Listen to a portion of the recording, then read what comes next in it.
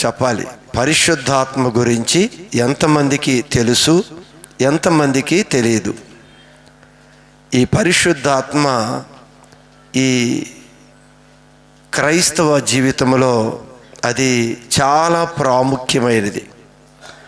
దీని గురించి తెలిసిన వారు ఎంతమందో, తెలియని వారు ఎంతమందో తెలియదు. కానీ ఈరోజు పరిశుద్ధాత్మ యొక్క ప్రాముఖ్యత, పరిశుద్ధాత్మని ఏ విధంగా మనం పొందుకోగలము అనే విషయాల మీద కొద్ది నిమిషాలు మన వాక్యాన్ని మనం ధ్యానించుకుందాం.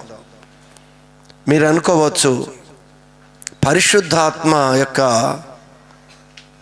శక్తిని మనం పొందుకోవాలి అని మన ఆశ ఉంది. కానీ అది ఏ విధంగా దేవుని యొక్క ఆత్మ అభిషేకాన్ని మనం పొందుకుంటాము అనే విషయం కూడా మనకి అర్థం కావాలి.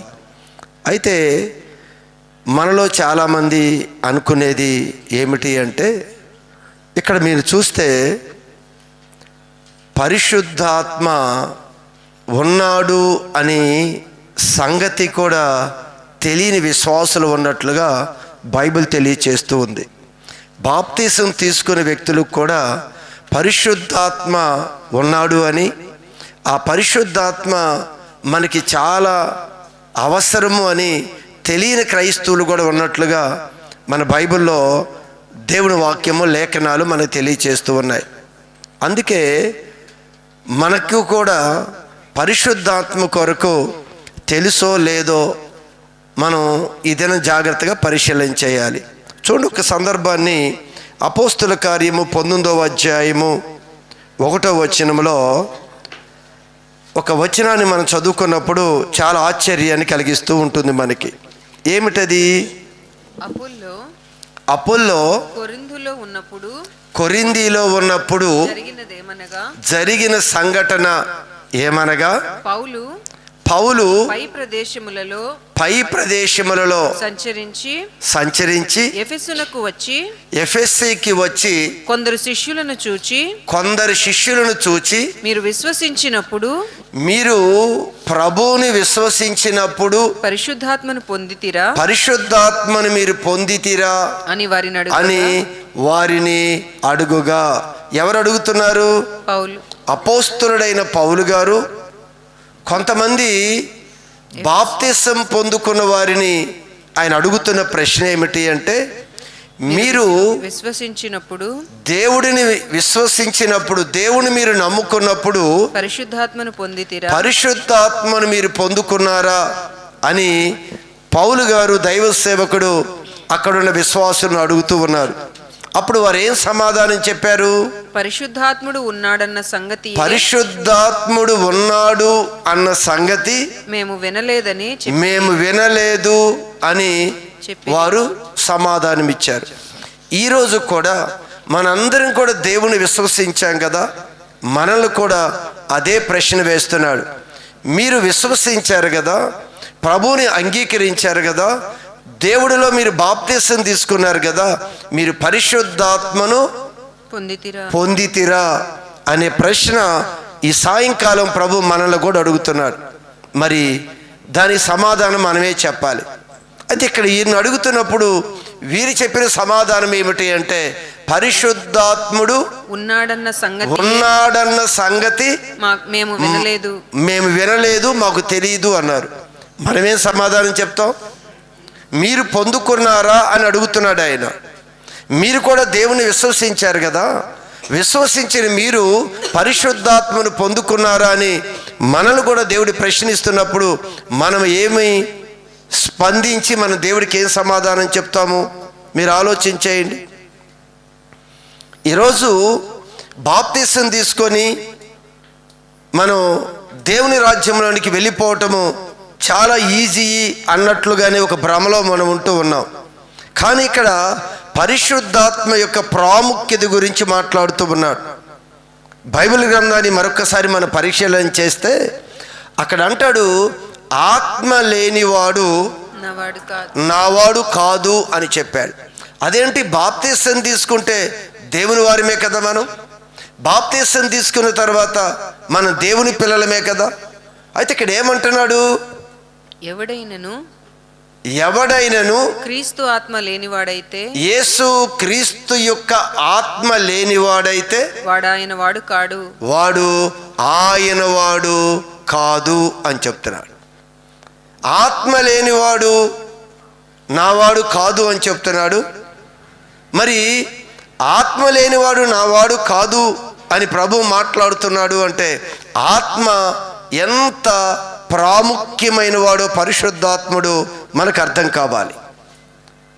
ఈరోజు ఈ సత్యాన్ని మనం గ్రహించకపోతే బాప్తిసం తీసుకొని మనం ముందుకు కొనసాగుతూ ఉన్నాం, కానీ రేపు నిత్య రాజ్యానికి మనం ప్రవేశించాలి అంటే ఖచ్చితంగా పరిశుద్ధాత్ముడు మనకి కావాలి.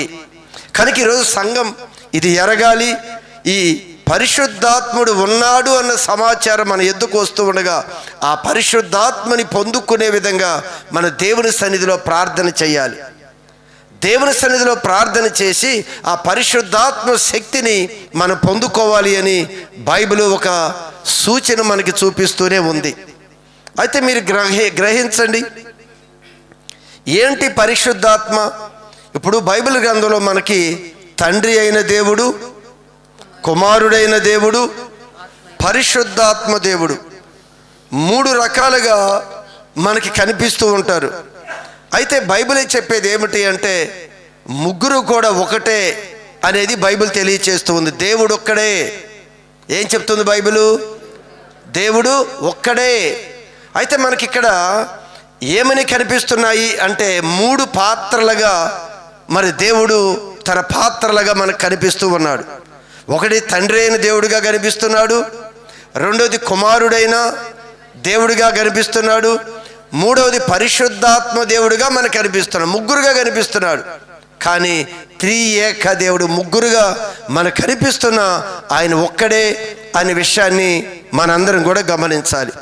ఇక్కడ మనం గమనించినట్లయితే ఎందుకు ఆత్మ లేనివాడు నావాడు కాదు అని ప్రభు చెప్తున్నాడు అంటే ఈ ఆత్మ ఎంత ప్రాముఖ్యమైనదో ఒక విషయం మీకు తెలియచేస్తాను. మొదటిగా ఇక్కడ తండ్రి అయిన దేవుడని, కుమారుడైన దేవుడని, పరిశుద్ధాత్మ దేవుడు అని ఇక్కడ 3 పాత్రలు మనకు కనిపిస్తూ ఉన్నాయి.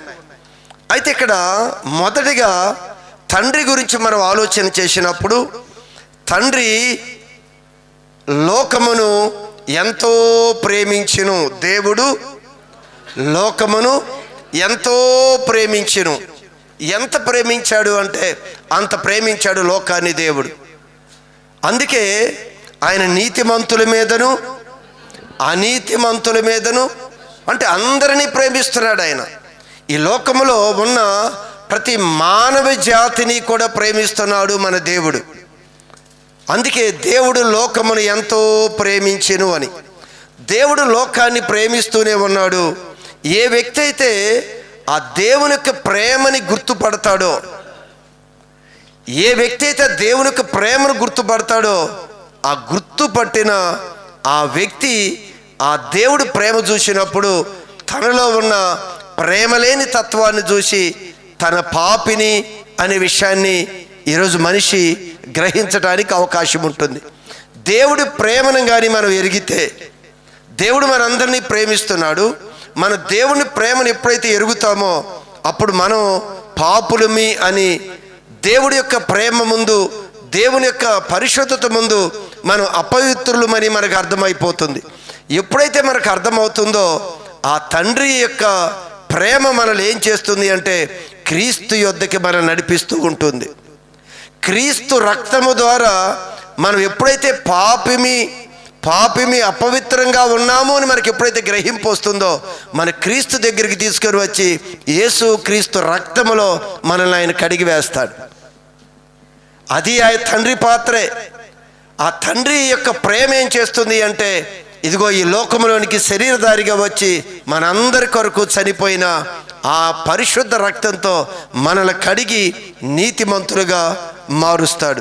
ఎప్పుడైతే మనం నీతిమంతులుగా మార్చాడో, నీతిమంతులుగా మార్చిన మనల్ని ఆయన పరిశుద్ధాత్మ నడిపింపుకి మనల్ని అప్పగిస్తాడు. అందుకే యేసు ప్రభు కూడా ఆయన తన యొక్క పని పూర్తి అయిపోయిన తర్వాత యేసు ప్రభు ఒక చక్కని మాట చెప్పారు. ఏమని చెప్పారు? నేను వెళ్ళుట మంచిది, నేను వెళ్ళని ఎడల ఆదరణకర్త అయిన పరిశుద్ధాత్ముడు మీ యొద్దకు రాడు. నేను వెళ్ళిన ఎడల ఆయన మీ యొద్దకి పంపుదును. యేసు ప్రభు అంటున్నాడు, తండ్రి అయిన దేవుని యొక్క ప్రేమ మనల్ని ఆకర్షించి మనల్ని అపవిత్రులైన మనల్ని పరిశుద్ధపరచటానికి ఆయన యొక్క మరొక పాత్ర ఏమిటి అంటే మనందరి యొక్క పాపాలను కడిగి పరిశుద్ధపరిచే పాత్ర. మనల్ని పరిశుద్ధపరిచిన ఈ ప్రభు అంటాడు, నేను వెళ్ళుట మంచిది, నేను వెళ్ళి ఆదరణకర్త అయిన పరిశుద్ధాత్ముని పంపిస్తాను. నేను వెళ్ళకపోతే ఆయన ఇక్కడికి రావటము కుదరదు అని చెప్తాడు. ఎప్పుడైతే యేసు ప్రభు ఆయన ఈ భూమిని విడిచి వెళ్ళిపోయాడో అప్పుడు పరిశుద్ధాత్ముడు మన మధ్యలోనికి వచ్చి క్రీస్తు పరిశుద్ధాత్మ చేతికి మనల్ని అప్పగించి వెళ్ళిపోతూ ఉన్నాడు. ఇప్పుడు ఈ పరిశుద్ధాత్ముడి యొక్క క్యారెక్టర్ ఏంటో తెలుసా? ఈ పరిశుద్ధాత్ముడి యొక్క పాత్ర ఏంటో తెలుసా? ఈ పరిశుద్ధాత్ముడు ఏం చేస్తాడు అంటే తండ్రి కానీ క్రీస్తు కానీ ఏదైతే బోధించాడో ఆ బోధని నిత్యము మనకి జ్ఞాపకం చేస్తూ కడవరికి ఆయన మనం నడిపించేది పరిశుద్ధాత్ముడు మాత్రమే. తండ్రి కాదు, కుమారుడు కాదు. ఈ తండ్రి ప్రేమలో నుండి క్రీస్తు యొద్దకి నడిపించబడ్డాం. క్రీస్తు యొక్క రక్తం ద్వారా పరిశుద్ధపరచబడి ఆత్మ చేతికి అప్పగించబడ్డాం. ఈ ఆత్మ ఎప్పుడు వరకు మనం నడిపిస్తాడంట? అది విమోచన దినము వరకు మీరు పరిశుద్ధాత్మలో మీరు ముద్రించబడి ఉన్నారు. ఎప్పుడు వరకు మనకి పరిశుద్ధాత్ముడో తెలుసా? ఆ విమోచన దినము వరకు మనం నడిపించవలసింది పరిశుద్ధాత్ముడే.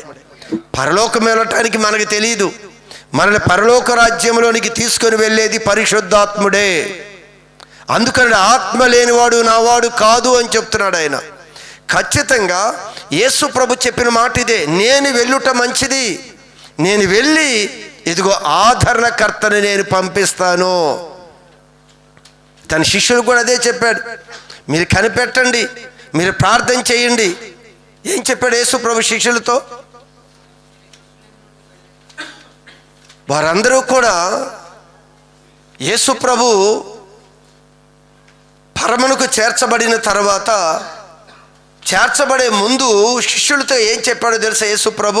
ఆయన వారిని కలుసుకొని శిష్యులందరినీ కలుసుకొని యేసు ప్రభు ఎలాగూ ఆజ్ఞాపించాడు, మీరు యెరూషలేము నుండి వెళ్ళక, మీరు ఇప్పుడున్న ఈ యెరూషలేము పట్టణాన్ని విడిచి మీరు వెళ్ళవద్దు, నా సన్నిధిని విడిచి మీరు ఎక్కడికి వెళ్ళొద్దు. సువార్త ప్రకటిద్దామనో అది చేద్దామనో మీరు ఎక్కడికి వెళ్ళొద్దు అని చెప్తున్నాడు యేసు ప్రభు. చదువుతాం, ఏమంటున్నాడు అక్కడ? మీరు యెరూషలేము నుండి వెళ్ళక, మీరు యెరూషలేము నుండి మీరు వెళ్ళక, నా వలన మీరు వినిన తండ్రి యొక్క వాగ్దానము కొరకు కనిపెట్టండి. తండ్రి అయిన దేవుని యొక్క ప్రేమ, ఆయన వాగ్దానము నా నోటి ద్వారా మీరు విన్నారు కదా, ఆ వాగ్దానము కొరకు మీరు కనిపెట్టండి. ఏమిటంట వాగ్దానం? యోహాను నీళ్లతో బాప్తిస్మం ఇచ్చెను, కానీ కొద్ది దినములలోగా మీరు పరిశుద్ధాత్మలో మీరు బాప్తిస్మము పొందుకుంటారు. అప్పటి వరకు ఏం చేయాలి? మీరు కనిపెట్టుకుని ఈ యెరూషలేములో నుండి వెళ్ళక మీరు ఆత్మను పొందుకునే వరకు మీరు కనిపెట్టండి అని చెప్పాడు. పరిశుద్ధాత్మ చాలా అవసరం. ఈ ఆత్మని మీరు పొందుకోకుండా, మీరు ఆత్మ సహాయం లేకుండా ఒకవేళ లోకములోనికి మీరు వెళితే లోకములో మీరు బ్రతకలేరు, మీరు నిలబడలేరు. వీరు యేసు రక్తంలో కడగబడిన వారే, వీరు యేసు నామంలో బాప్తిసం పొందిన వారే. వీరికి ఒక ఆజ్ఞ ఇస్తున్నాడు యేసు ప్రభు. తండ్రి వాగ్దానం చేశాడు, మీకు పరిశుద్ధాత్మను అనుగ్రహిస్తాను అని. ఆ ఆత్మను మీరు పొందుకునే వరకు ఈ యెరూషలేములో నుంచి మీరు వెళ్ళవద్దు, మీరు తండ్రి యొక్క వాగ్దానాన్ని స్వతంత్రించుకునే వరకు మీరు కనిపెట్టండి, ప్రార్థన చేయండి, దేవుని యొక్క ఆత్మ అభిషేకాన్ని మీరు పొందుకోవాలి అని చెప్పి యేసు ప్రభు వారికి ఆజ్ఞాపించాడు. ఈరోజు మనకి త్రిత్వంలో కనిపిస్తున్నాడు దేవుడు. ఆత్మ తండ్రి అయిన దేవుడు, కుమారుడైన దేవుడు, పరిశుద్ధాత్మ దేవుడు. ఇక్కడ చూశారా, యేసుప్రభు అదే మాట అంటున్నాడు, తండ్రి చెప్పిన వాగ్దానం కొరకు మీరు కనిపెట్టండి అని శిష్యులకు చెప్తున్నాడు. ఏమిటి వాగ్దానం అంటే పరిశుద్ధాత్మని ఇస్తానని చెప్పాడు. నేను వెళ్ళిపోతున్నాను, తండ్రి చెప్పాడు కదా, నా యొద్దకు వచ్చారు, నా రక్తంలో మీరు కడగబడ్డారు, నేను వెళ్ళిపోతున్నాను. ఇంకా మరి మీరు వెళ్ళిపోతున్నారని అందరూ ఏడుస్తున్నారు కదా, అయ్యో యేసుప్రభు ఇప్పటివరకు మాతో ఉన్నాడు, ఆయన వెళ్ళిపోతున్నాడు అని అందరూ ఏడుస్తున్నారు. భూమి మీద 33.5 సంవత్సరాలు జీవించి యేసుప్రభు వెళ్ళిపోతున్నాడు ఆయన పరలోకానికి. మరి వెళ్ళిపోతున్నప్పుడు అందరికి ఆందోళనే కదా, అందరికీ భయమే కదా. అందరము కలిసి ఉన్నాం, చక్కగా ఆనందంగా ఉన్నాం. ఈ రాత్రి లేదా రేపు ఉదయం నన్ను తీసుకొని వెళ్తానని చెప్పాడు అనుకోండి, కొంచెం దుఃఖంగా బాధగా ఉంటుందా లేదా? అలానే యేసుప్రభు వెళ్ళిపోతున్నాడు అనగానే వీళ్ళందరికీ బాధ అనిపించింది. అందుకు ప్రభు చెప్పేది ఏమిటి అంటే, ఇదిగో మీకు ఆదరించే ఒక ఆదరణకర్తని నేను పంపిస్తున్నాను. మన ఆదరించేది ఎవరో తెలుసా? పరిశుద్ధాత్ముడు. మన బలపరిచేది పరిశుద్ధాత్ముడు. ఎప్పుడైతే వీరు మేడగదిలో యేసు ప్రభు శిష్యులు ఎన్ని దినాలు ప్రార్థన చేశారు? 10 దినములు వారు ప్రార్థన చేశారు. ఈ 10 దినాలు ప్రార్థన చేశారు. దేని కొరకు వీరు ప్రార్థన చేశారు? బాప్తిసం కొరక కాదు, బాప్తిసం ఆల్రెడీ తీసుకున్నారు. బాప్తిసం తీసుకున్న వారే వీరు 10 రోజులు ప్రార్థన. యెరూషలేము నుంచి యేసు ప్రభు బయటికి వెళ్ళొద్దు అన్నాడు కదా, మీరు ఇక్కడే ఉండి ప్రార్థన చేయండి. ఈ 10 రోజులు మేము సువార్త ప్రకటిస్తాను, అక్కడికి వెళతాను, ఎక్కడికి వెళ్ళొద్దు, మీరు 10 రోజులు ఇక్కడే ఉండి మీరు పరిశుద్ధాత్మ కొరకు మీరు కనిపెట్టుకోండి అని చెప్పాడు. వీరు మేడగదిలో 10 రోజులు ప్రార్థన చేశారు. ప్రార్థన చేస్తున్నప్పుడు ఏం జరిగిందంట? ఒకసారి చదవండి.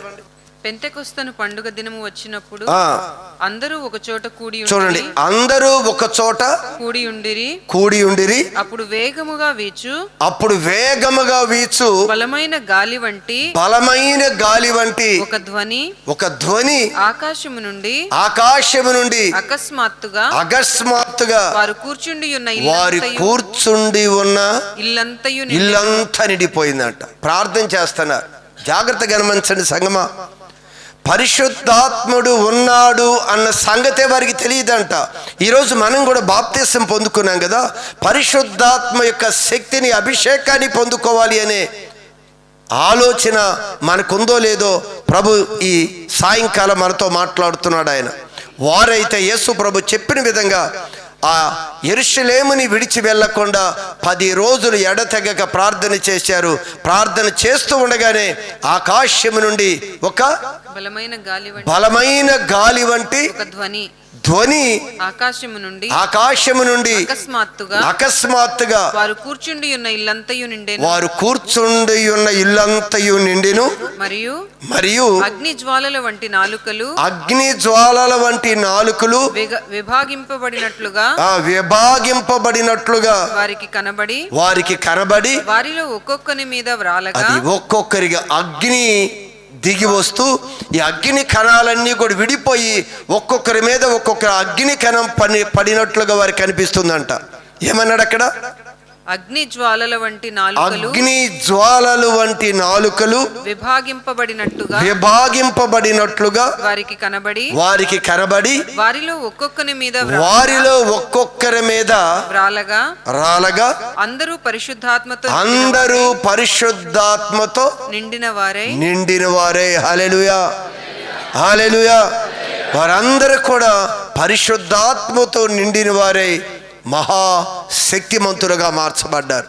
అప్పుడు చెప్తున్నాడు, మీరు భూ దిగంతముల వరకు మీరు వెళ్ళి స్వార్థను ప్రకటించండి. ఎప్పుడు చెప్పాడో తెలుసా? ఆత్మను పొందుకున్న తర్వాత. ఆత్మని పొందుకోక ముందు వెళ్ళొద్దని చెప్పాడు ఆయన. మీరు ఆత్మని పొందుకోక ముందు ఈ యెరూషలేము నుంచి విడిచి మీరు వెళ్ళవద్దు. ఆత్మని పొందుకునే వారికి, తండ్రి చేసిన వాగ్దానం మీరు స్వతంత్రించుకునే వారికి కనిపెట్టుకొని ప్రార్థన చేయమన్నాడు. 10 రోజులు కనిపెట్టుకొని ప్రార్థన చేశారు. ఇదిగో 10వ దినాన ఆకాశం నుంచి ఒక ధ్వని వచ్చింది. అగ్ని నాలుకలుగా విభాగింపబడి ఒక్కొక్కరి మీదగా వాలగా వారందరూ పరిశుద్ధాత్మతో నిండిన వారైరి. హల్లెలూయా, హల్లెలూయా. ఈ పరిశుద్ధాత్ముడు ఏం చేస్తాడో తెలుసా? యేసు ప్రభు చెప్పిన, ఈరోజు మనకి ఈ పరిశుద్ధ గ్రంథంలో ఉన్న అన్ని విషయాలని ఆయన విశదపరిచేది పరిశుద్ధాత్ముడే. ఏది అర్థం కాకపోయినా ఈరోజు నీతో ముచ్చటించేది పరిశుద్ధాత్ముడే. ఇప్పుడు ఉన్నాడన్న సంగతే మేము వెళ్ళలేదు అని చెప్పారు వారు. మీరేం చెప్పారు? మాకు పరిశుద్ధాత్మ గురించి తెలుసు అన్నారు.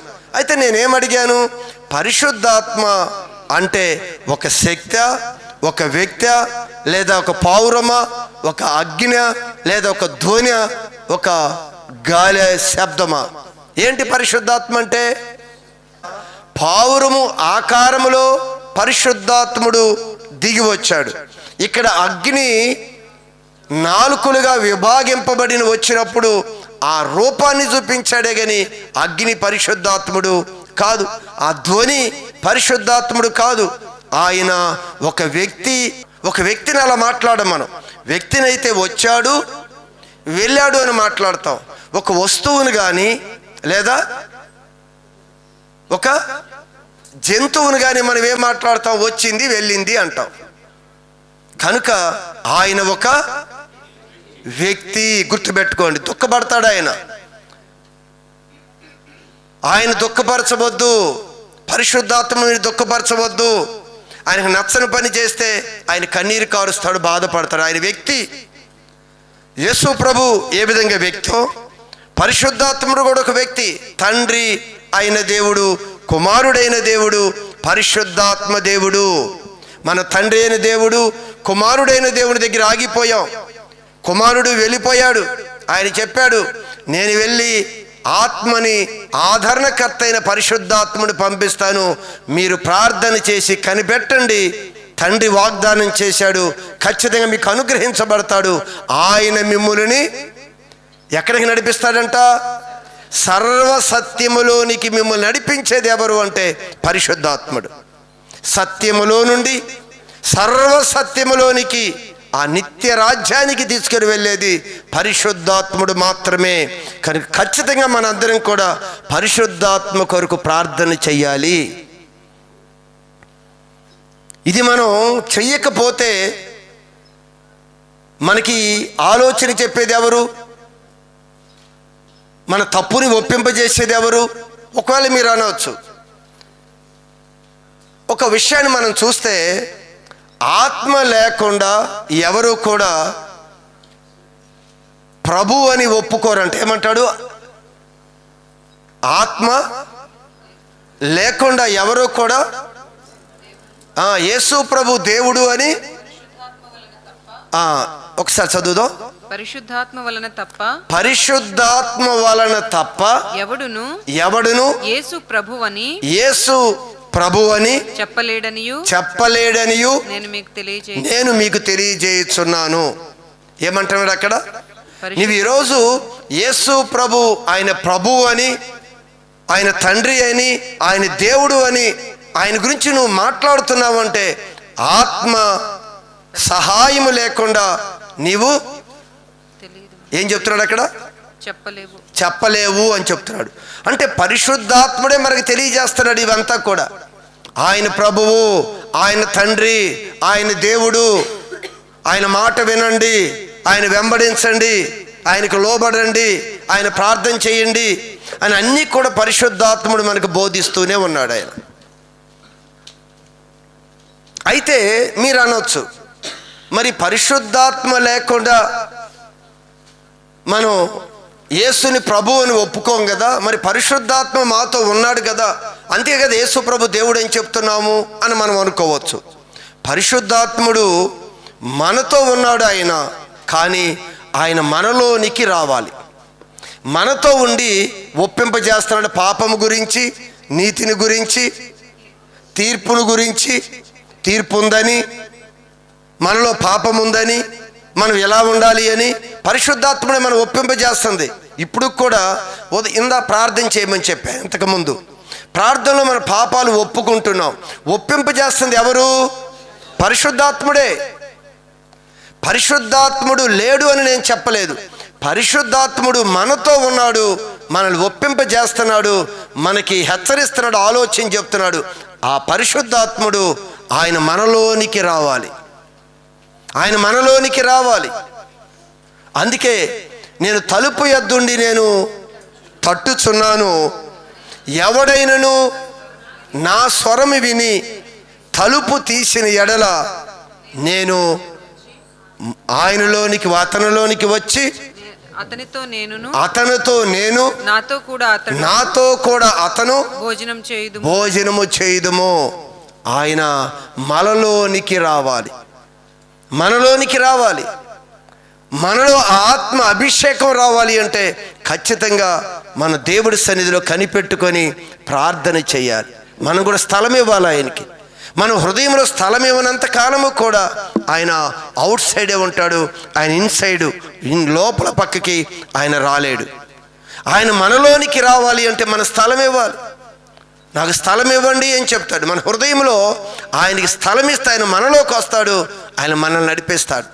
అందుకే యేసు ప్రభు శిష్యులు ఆత్మశక్తిని పొందుకున్న తర్వాత వారు బలవంతులుగా మార్చబడ్డారు.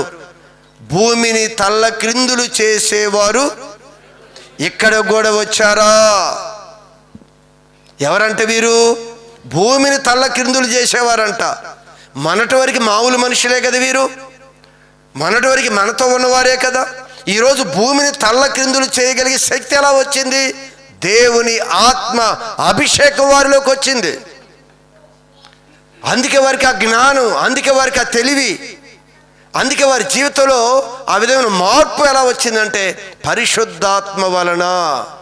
అందుకని మనం కూడా పరిశుద్ధాత్మ కొరకు కనిపెట్టాలి, మనం ప్రార్థన చేయాలి.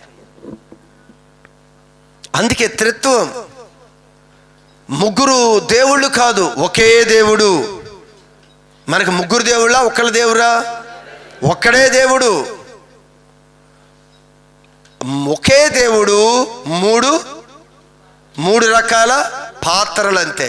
తండ్రి పాత్ర, కుమారుడిగా వచ్చి ఆయన సమస్త మానవాళి కొరకు ఆయన ప్రాణం పెట్టి రక్తం చిందించి వాళ్ళు నీతిమంతులుగా మార్చటానికి ఆయన పాత్ర. మూడవది పరిశుద్ధాత్ముడి యొక్క పాత్ర, మనల్ని సత్యంలో నడిపించి సర్వసత్యంలోనికి తీసుకుని వెళ్ళటానికి ఆదరణకర్త అయిన దేవుడు కడవరకు ఆయనలో మనం ముద్రించాడు. మనకి ఇక్కడ ఉన్న కాలం అంతా కూడా మనతో ఉండి, అమ్మా ఇది మంచిది కాదు, అమ్మా ఇది చేయకూడదు, నువ్వు అక్కడికి వెళ్ళకూడదు అని మనకి నిత్యము చెప్పేది పరిశుద్ధాత్ముడే. ఆయన నిత్యం మనతోనే ఉన్నాడు, మనతో ఉండి మాట్లాడుతున్నాడు. ఆయన మనలోనికి రావాలి, మనతో ఉన్న వ్యక్తి మనలోనికి రావాలి. మన హృదయాన్ని ఒకవేళ ఖాళీ చేస్తే, ఆయన స్థలం ఇస్తే, ఆయన మనలోకి వస్తే మనల్ని నడిపించేది, సర్వసత్యంలోనికి నడిపించేది ఆయనే. కనుక మనందరి జీవితాల్లో దేవుడు అలాంటి ధన్యత మనందరికీ దేవుడు అనుగ్రహించునుగాక. ఆమేన్.